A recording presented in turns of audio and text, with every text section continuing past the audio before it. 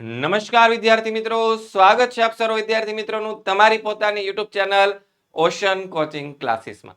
વિદ્યાર્થી મિત્રો, વાર્ષિક પરીક્ષા ધોરણ 9 આવી ગઈ છે નજીક, તો એની તૈયારી કરવા માટે આપણી યુટ્યુબ ચેનલ તમારા માટે વિકાસ પરીક્ષા લક્ષી અસાઇનમેન્ટનું સોલ્યુશન લઈને આવેલી છે. અગાઉના વિડીયોની અંદર આપણે section A, section B, section C અને સેક્શન ડી ના સોલ્યુશન જોઈ ચૂક્યા છીએ. આજનો વિડીયો છે આપણો આદર્શ પ્રશ્નપત્રનું સોલ્યુશન કરવાનો. તો શરૂઆત કરીએ તેની પહેલા તમારા માટે જે વિકાસ પરીક્ષા લક્ષ્ય અસાઇનમેન્ટ છે તમે તેને 190 રૂપિયામાં ઘર બેઠા મંગાવી શકો છો. કોન્ટેક્ટ નંબર તમને અહીં આપવામાં આવેલો છે 70 46 22 22 54. આ કોન્ટેક્ટ નંબર ઉપર કોન્ટેક્ટ કરીને તમે તેને મંગાવી શકો છો. પ્રશ્ન નંબર 1 શું કહે છે કે વિકલ્પમાંથી સાચો વિકલ્પ શોધીને લખવાનો છે. ઓકે ભાઈ, સાચો વિકલ્પ વાળો પ્રશ્ન છે આપણો આ કે કયું વિધાન ખોટું છે. તેમાં જવાબ આવશે ઓપ્શન સી કે પ્લાસીના યુદ્ધથી કંપનીને બંગાળ, બિહાર અને ઓડિશાની દીવાની સત્તા મળી હતી. આ બધા પ્રશ્નો ઓલરેડી આપણા વિકાસ અસાઇનમેન્ટની અંદર આવી ગયા છે.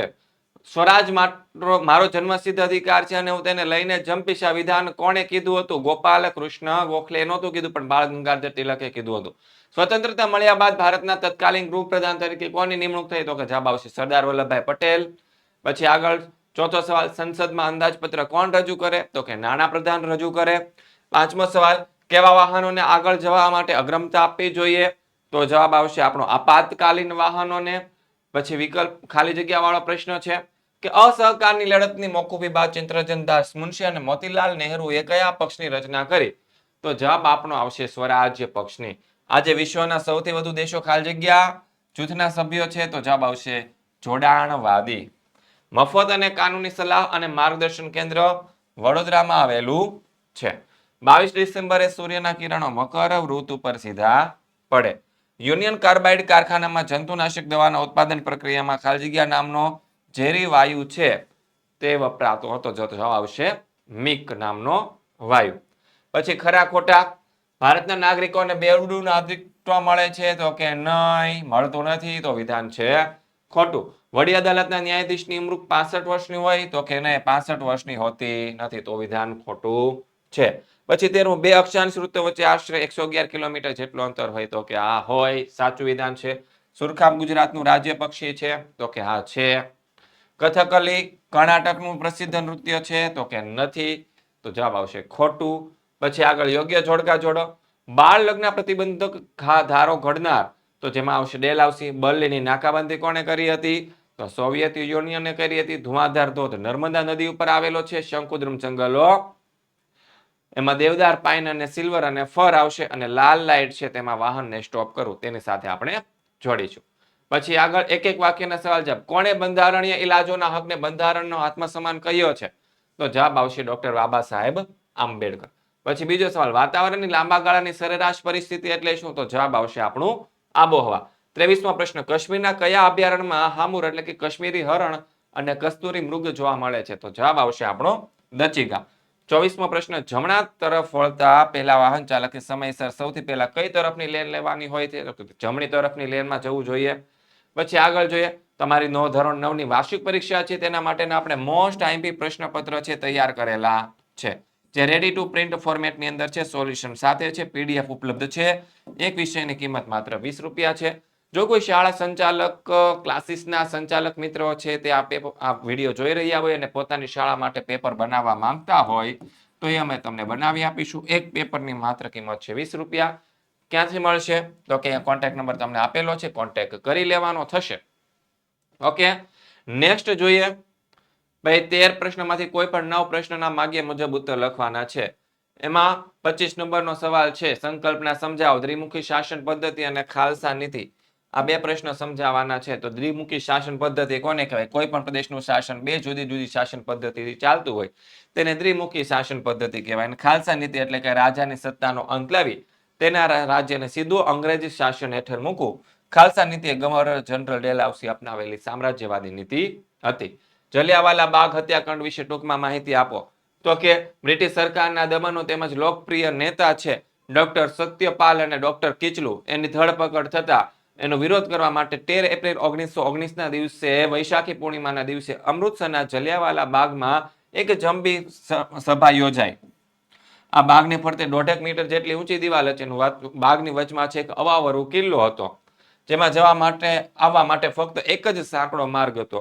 સભા ચાલતી હતી ત્યારે અમૃતસરનો પોલીસ વડો છે જનરલ ડાયર લશ્કરી ટુકડી લઈને ત્યાં આવી પહોંચ્યો અને તેને લોકોને વિખેરાઈ જવાની ચેતવણી આપ્યા વિના જ ગોળીબાર શરૂ કરી દીધો અચાનક જ. અને લશ્કરે માત્ર 10 મિનિટની અંદર 1500 જેટલા ગોળીબાર છે રાઉન્ડ છોડ્યા. 379 લોકો મૃત્યુ પામ્યા, 1200 જેટલા લોકો ઘવાયા. પરંતુ કોંગ્રેસે જે તપાસ સમિતિ નિમી હતી એના અંદાજ મુજબ 1000 લોકો મૃત્યુ પામ્યા હતા. આ હત્યાકાંડથી આખો દેશમાં હાહાકાર મચી ગયો અને ગાંધીજીને અંગ્રેજો પ્રત્યે રહી થોડીક ઘણી જે શ્રદ્ધા હતી એ પણ ડગી ગઈ. અને આ હત્યાકાંડે આખા દેશમાં રાષ્ટ્રીય એકતા સ્થાપવામાં મહત્વનો ભાગ ભજવ્યો હતો. આ હત્યાકાંડે અસહકારના ભાવિ આંદોલનોની ભૂમિકા પૂરી પાડેલી છે. ત્યારબાદ આગળ જોઈએ. આગળનો પ્રશ્ન શું કે છે? આઝાદ હિંદ ફૌજના સૂત્ર જણાવો. ચલો દિલ્હી, તું મુझे खून दो मैं तुम्हें आजादी दूंगा અને જય હિન્દ. એ ચલો શું છે આઝાદ હિંદ ફૌજના સૂત્ર છે. ક્યુબાની કટોકટી વિશે માહિતી આપો.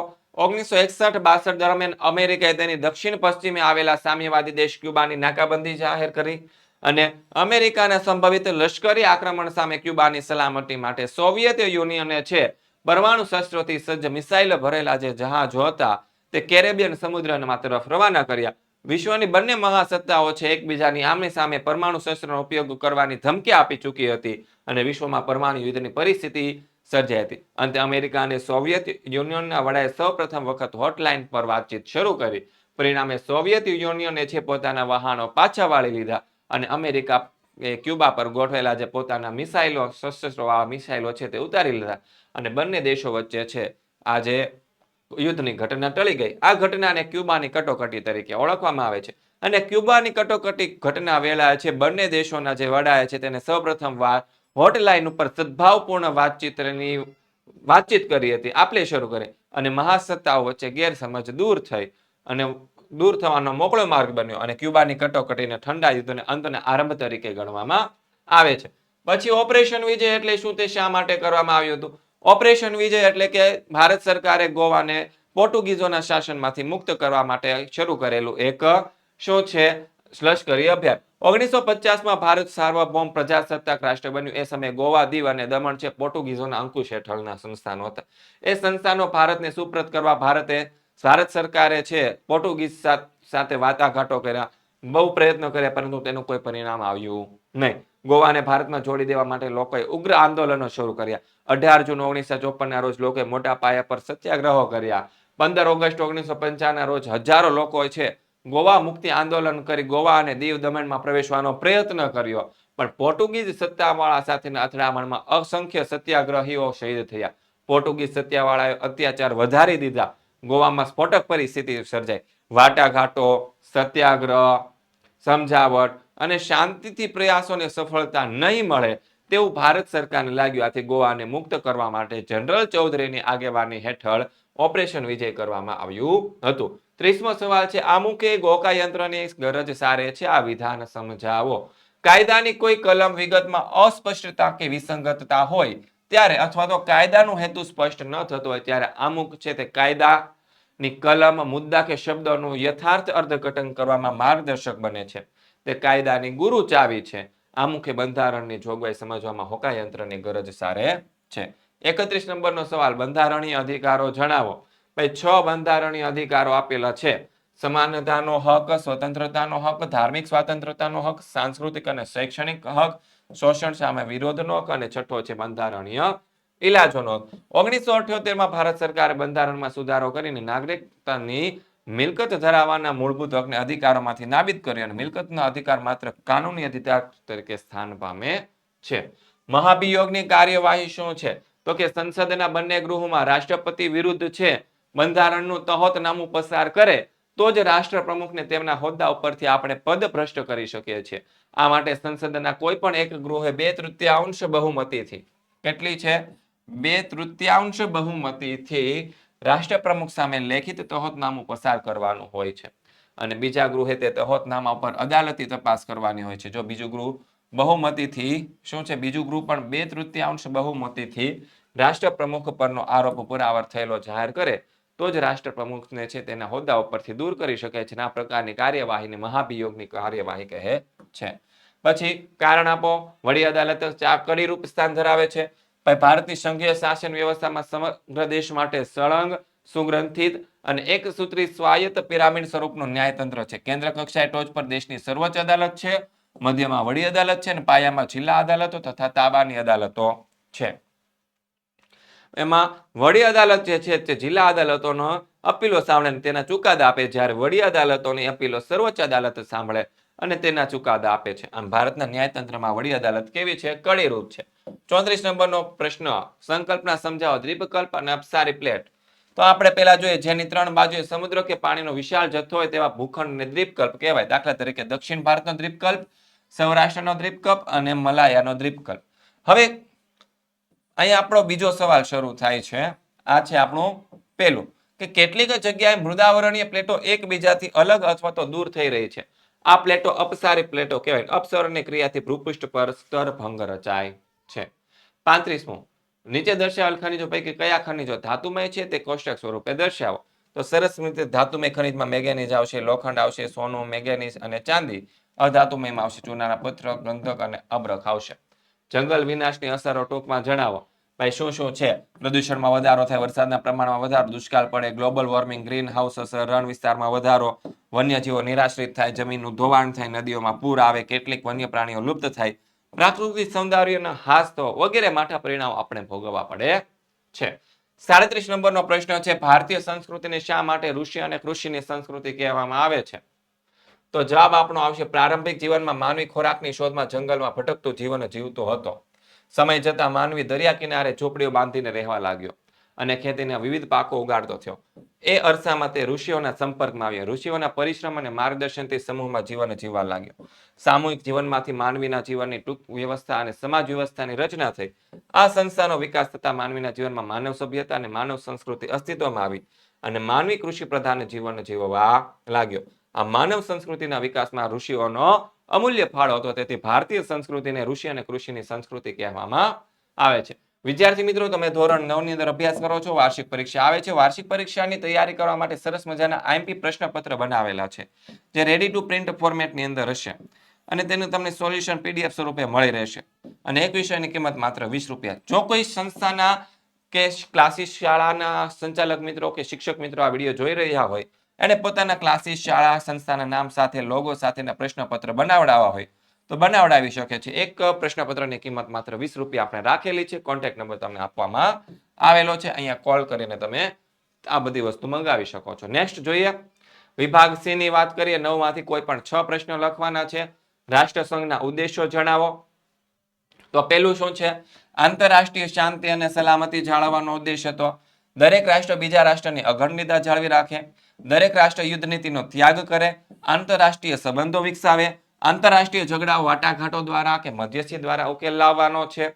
જો કોઈ રાષ્ટ્ર રાષ્ટ્રસંઘની અન્યની મધ્યસ્થીની અવગણના કરશે તો રાષ્ટ્રસંઘ રાષ્ટ્રને બળવાખોર રાષ્ટ્ર જાહેર કરશે અને સંઘના બધા રાષ્ટ્રો છે તેના સાથે સંબંધો કાપી નાખશે. ગરીબી, બેકારી, અજ્ઞાન અને નિરક્ષરતા એ યુદ્ધના મૂળ કારણો હોવાથી તેને દૂર કરવા માટેના બધા પ્રયત્નો સભ્ય રાષ્ટ્ર કરશે. 39 નંબરનો પ્રશ્ન, વૈશ્વિક મહામંદીના ઉદ્ભવની અસરો જણાવો. તો અહીંયા જોઈએ, વિશ્વના મોટા ભાગના રાષ્ટ્ર પર વૈશ્વિક મહામંદીની અસરો થઈ. વિશ્વની મહાસત્તા ગણાતા ગ્રેટ બ્રિટનને પોતાના ચલણ પાઉન્ડ સામે અનામત રૂપે અપાતા સોનાના જથ્થાઓ રાખવાની નીતિ છે ત્યજવી પડી અને ગ્રેટ બ્રિટનના આ પગલાની અસર વિશ્વના અન્ય દેશો પણ પર પડી. અમેરિકા જેવા સમૃદ્ધ રાષ્ટ્રમાં આર્થિક મંદીનું પોંચું ફરી વળ્યું અને અમેરિકામાં કારખાના તેમજ ઉદ્યોગ ધંધા બંધ થયા. અમેરિકામાં લાખો કામદારો હતા તે બેકાર બન્યા. વૈશ્વિક મંદીએ અમેરિકાની અર્થવ્યવસ્થાને નબળી પાડી અને દેશની આર્થિક સ્થિતિને કથળતી અટકાવવા માટે અમેરિકાએ કડક નિયંત્રણો લાદવા પડ્યા અને વિશ્વના આંતરરાષ્ટ્રીય વેપાર અને ઉદ્યોગમાં મંદીના અસર નીચે આવતા વિશ્વનો વેપાર ઘટીને અડધો થઈ ગયો. શોષણ સામેનો હક ટુકડો લખો. તો આ હક દ્વારા શોષણ વિહીન સમાજની સ્થાપનાનો બંધારણનો ઉદ્દેશ્ય સિદ્ધ થાય છે. આ હક દ્વારા દરેક નાગરિકને કોઈ પણ ક્ષેત્રમાં શોષણ સામે રક્ષણ આપવામાં આવ્યું છે. આ હક દ્વારા ગુલામીની પ્રથા, ફરજિયાત વેઠ પ્રથા, બાળમજૂરી, લોહીનો વગેરે પર પ્રતિબંધ મૂકવામાં આવ્યો છે. આ બધા પ્રકારના શોષણને સજાપાત્ર ગુનો જાહેર કરવામાં આવ્યો છે. કોઈ પણ વ્યક્તિ પાસે વિના વેતન કે લઘુત્તમ વેતન કે ઓછા વેતને ફરજિયાત બળજબરીપૂર્વક કામ કરાવવું એ પણ શિક્ષાપાત્ર ગુનો બને છે.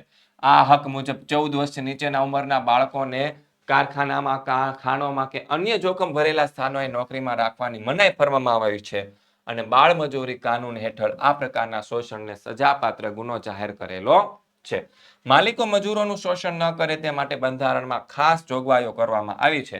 આ હક વ્યક્તિના ગૌરવને સ્વીકાર અને રક્ષણ કરે છે.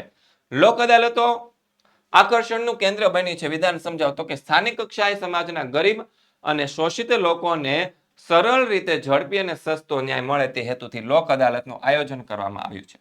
લોક અદાલતમાં સ્થળ પર જ બંને પક્ષો વચ્ચે સમાધાન કરવામાં આવે છે. અહીં બંને પક્ષોનું હિત અને માન જળવાય છે. બંને પક્ષમાંથી કોઈની જીત કે કોઈની હાર હોતી નથી. વર્ષોથી વિલંબ પડેલા કેસનો ઝડપી અને બિનખર્ચાળ નિકાલ થાય છે.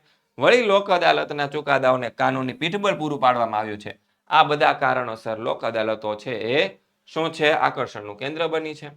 વિજાણુ માધ્યમ અને મુદ્રિત માધ્યમ, સરસ મજાનો તમને એ તફાવત તમને મેં લખીને આપી દીધો છે. ઓકે. 43 ભારતનું ઋતુચક્ર સમજાવો. ભારતમાં લગભગ 2 મહિનાના સમયગાળા દરમિયાન હવામાન એક સરખું જ રહે છે. તે સમયગાળાને ઋતુઓ કહેવામાં આવે છે. ભારતમાં પરંપરાગત 6 ઋતુ છે: હેમંત, શિશિર, વસંત, ગ્રીષ્મ, વર્ષા અને શરદ. તો એકબીજાની નજીક હોવાથી પાસે અને 2 ઋતુના હવામાનની પરિસ્થિતિ બહુ તફાવત હોતો નથી. તેથી બે ઋતુને સાથે લેવામાં આવે તો વર્ષની મુખ્ય 3 ઋતુ બને: શિયાળો, ઉનાળો અને ચોમાસું. ભારતમાં ઋતુઓનું સ્પષ્ટ રીતે બદલાય છે. શિયાળામાં હવામાન તાપમાન ઠંડુ હોય, ઉનાળામાં ગરમ હોય અને ચોમાસામાં ભેજવાળું હોય. ભારત સરકારની દિલ્હી ખાતે આવેલી હવામાન ખાતાની કચેરી છે તે ભારતની આબોહવાને 4 ઋતુમાં વર્ગીકૃત કરેલી છે. શીત ઋતુ એટલે કે શિયાળો ડિસેમ્બરથી ફેબ્રુઆરી, ઉષ્ણ ઋતુ એટલે કે ઉનાળો માર્ચથી મે, વર્ષા ઋતુ એટલે કે ચોમાસું જૂનથી સપ્ટેમ્બર અને નિર્વતન ઋતુ એટલે કે પાછા પડતા મોસમી પવનોનો ઋતુ ઓક્ટોબર અને નવેમ્બર મહિના દરમિયાન હોય છે. પછી આગળ જોઈએ, જંગલનો વિનાશ થઈ રહ્યો છે તેથી વન્યજીવોની સંખ્યામાં ઘટાડો જોવા મળે છે. તો તેને પર્યાવરણ રીતે ચક્રમાં ખલેલ પહોંચે છે. પર્યાવરણ ચક્ર વ્યવસ્થિત છે ચાલે તે માટે તમારા ઉપાયો શું છે? તો વૃક્ષ છેદન પર કડક નિયંત્રણ મૂકવા, ગેરકાયદેસર વૃક્ષ કાપતી વ્યક્તિને કડક સજા કરવી, વન મહોત્સવ અને સામાજિક વનીકરણ જેવા કાર્યક્રમો લોક ભાગીદારી વધારવી, તેમજ આ કાર્યક્રમોને શું આપવાનું છે? પ્રોત્સાહન આપવાનું છે. જંગલ ખાતાએ તૈયાર કરેલા રોપાઓ પડતર જમીન, નદી, રેલવે, સડક અને નહેરો બંને બાજુએ રોપવાને તેનો ઉછેર કરો. શાળા કોલેજમાં પર્યાવરણ શિક્ષણની પ્રવૃત્તિ સ્પર્ધા દ્વારા તેમજ શાળાકીય અભ્યાસક્રમો દ્વારા વિદ્યાર્થીઓમાં પર્યાવરણીય જાગૃતતા લાવી. વિશ્વ વન દિવસ અને વિશ્વ પર્યાવરણ દિવસ જેવા પર્યાવરણ લક્ષી દિવસોની ઉજવણી કરવી. જંગલમાં આગ ન લાગે તેની તકેદારી રાખીને આગ લાગે તો તેનું તાત્કાલિક શમન કરવા પૂરતી વ્યવસ્થાઓ પણ કરવી. ઉર્જા મેળવવા માટે લાકડાને સ્થાને સૌર ઉર્જા, વાયુ ઉર્જા, પવન ઉર્જા વગેરે ઉપયોગ કરવા.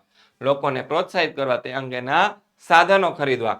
પ્રચાર પ્રસાર માધ્યમો દ્વારા લોકોને જંગલોનું મહત્વ સમજાવો. પછી આગળનો સવાલ છે, તમારી શાળામાં કેટલાક પ્રવાસીઓ આવે છે.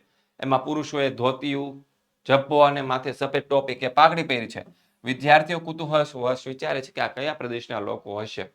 વિચારીને જણાવો કે આ પ્રદેશ કયો છે, તેનો પહેરવેશ, રહેઠાણ, ભાષા વિશે નોંધ લખો. તો એ જે પ્રવાસીઓ હતા એ ગુજરાત રાજ્યના હતા. પુરુષો ધોતિયું, જબ્બો અને માથે સફેદ ટોપી અને પાઘડી પહેરે, જ્યારે સ્ત્રીઓ છે સાડી, ચણિયો અને કબજો પહેરે. ગુજરાતના નાના મોટા શહેરના લોકો ઈંટ સિમેન્ટમાંથી બનાવેલા આધુનિક મકાનમાં રહે અને ગામડામાં લોકો ઈંટ માટીમાંથી બનાવેલા મકાનમાં રહે છે. ગુજરાતના લોકોની મુખ્ય ભાષા ગુજરાતી અને કચ્છના લોકો કચ્છી ભાષા બોલે છે.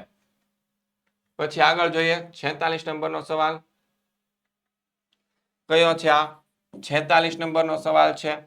જંગલમાં દાવાનળ ન પ્રગટે તે માટે શું કરવું? તો કે જંગલ વિસ્તારમાં વન વિભાગની સૂચનાઓ પ્રમાણે વર્તવું. પાનખર ઋતુ દરમિયાન જંગલ ક્ષેત્રમાં ખાસ પેટ્રોલિંગની વ્યવસ્થા કરવી. વન વિભાગના કર્મચારીઓ દાવાનળ બુઝાવવાની ખાસ તાલીમ આપવી. જંગલ વિસ્તારમાં પ્રવાસ કરતી વખતે સળગતી ચીજ વસ્તુ કે બીડી સિગારેટના ઠૂંઠા ફેંકવા નહીં. અને જંગલ વિસ્તારની નજીક વસવાટ કરતા લોકોએ વન વિભાગે આપેલી સૂચના મુજબ વર્તવું જોઈએ. હવે સેક્શન ડી માં આપણે આવી ગયા છીએ. ક્યાં આવી ગયા છીએ? આપણો સેક્શન ડી ની અંદર બરાબર છે. મેને નમક કા કાનૂન તોડ દિયા. આ વાક્ય સમજાવો. અહીં આપણે વાત કરવાની છે દાંડી કૂચ વિશે. કોના વિશે? દાંડી કૂચ વિશે વાત કરવાની છે. સવિનય કાનૂન ભંગની ચળવળના ભાગરૂપે ગાંધીજીએ દાંડીના દરિયા કિનારેથી મીઠાના કાયદાનો ભંગ કરવાનું નક્કી કર્યું. 11 માર્ચની સાંજે ગાંધીજી અમદાવાદના સાબરમતી આશ્રમના હજારો લોકોની સભાને સત્યાગ્રહનો સંદેશો આપ્યો. ધરપકડ થાય તો પણ લોકોની મક્કમતાપૂર્વક અહિંસક રીતે અંગ્રેજ સરકાર સામે લડત લડવા આગળ વધવાનો તેણે અનુરોધ કર્યો. તેમણે અમદાવાદના સાબરમતી હરિજન આશ્રમમાં 12 માર્ચ 1930ના રોજ પોતાના 78 સત્યાગ્રહીઓ સાથે નવસારી જિલ્લાના દાંડી બંદરના દરિયા કિનારા સુધી 370 કિલોમીટરની પદયાત્રા યોજી. તેમની આ ઐતિહાસિક યાત્રા દાંડી કૂચના નામે પ્રસિદ્ધ છે. 29 માર્ચ 1930ના રોજ ગાંધી યાત્રામાં ગાંધીજીએ પ્રતિજ્ઞા કરી કે ભાઈ હું કૂતરા કાગડાના મોતે મરીશ પણ સ્વરાજ નહીં મળે ત્યાં સુધી હું આશ્રમમાં પાછો નહીં ફરું. ગાંધી યાત્રાના માર્ગમાં ગામે ગામ સત્યાગ્રહીઓનું ભવ્ય સ્વાગત કરવામાં આવ્યું. દરેક ગામમાં ગાંધીજી સભા યોજીને લોકોને જાગૃત કરવા માટે મીઠાના અન્યાય કાયદા વિશે, સવિનય કાનૂન ભંગ અને સત્યાગ્રહ વિશે સમજાવતા હતા. ગાંધીજી અને તેમના સાથીઓ 24 દિવસની પદયાત્રા બાદ 5 એપ્રિલ 1930ના દિવસે દાંડી પહોંચ્યા. 6 એપ્રિલ 1930ના રોજ સૂર્યોદય સમયે ગાંધીજીએ દાંડીના દરિયા કિનારે અગરમાંથી મુઠ્ઠી મીઠું લઈ મીઠાના કાયદાનો ભંગ કર્યો અને ધરપકડ વહોરી લીધી. અને ગાંધીજીએ ગગનભેદી અવાજે જણાવ્યું કે મેને નમક કા કાનૂન તોડ દિયા.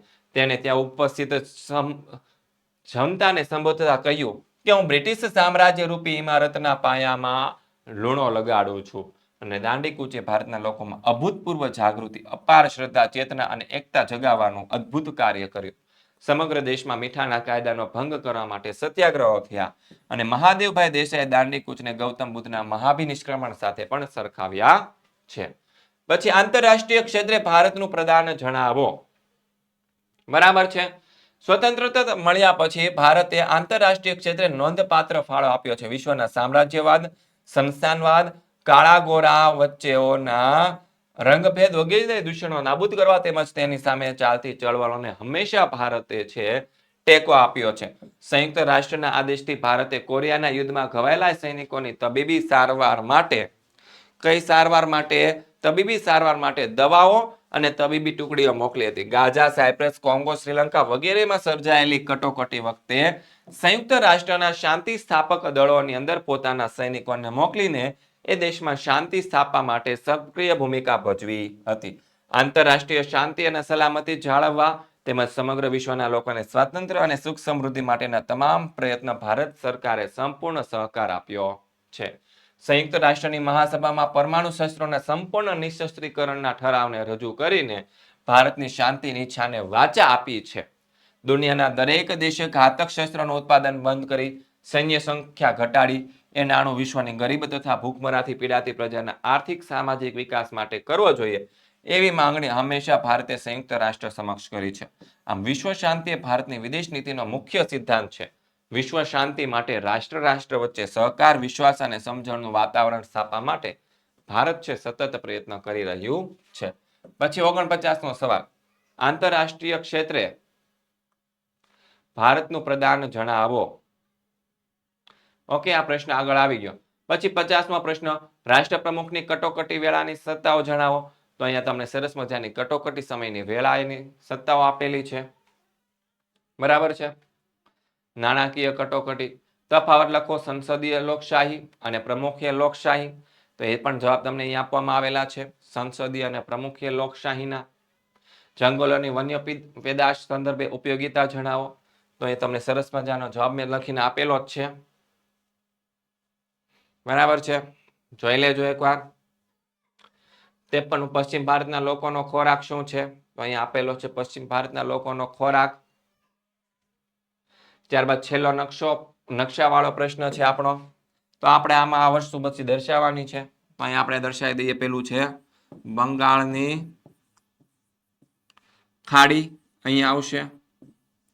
બરાબર છે. અંદમાન અને નિકોબાર દ્વીપ સમૂહો.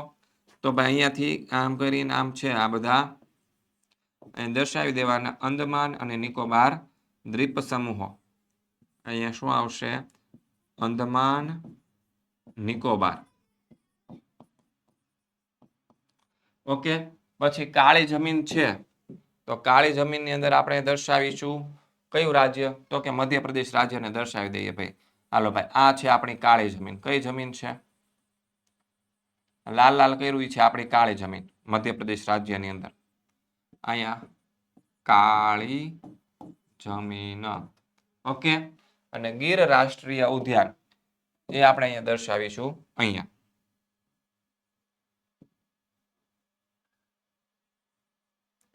અહીંયા દર્શાવી દઈએ. આ છે આપણું ગીર રાષ્ટ્રીય ઉદ્યાન. તો સરસ મજાનું તમારું મેં આ સેક્શન ડી સુધીનું આદર્શ પ્રશ્નપત્ર છે તેનું સોલ્યુશન મેં તમને ઓલરેડી આપી દીધું છે. મળીએ છીએ નેક્સ્ટ વિડીયોની અંદર તમારે ધોરણ 9 ની પરીક્ષાની તૈયારીઓ કરવા માટે. ત્યાં સુધી જય હિન્દ, જય ભારત.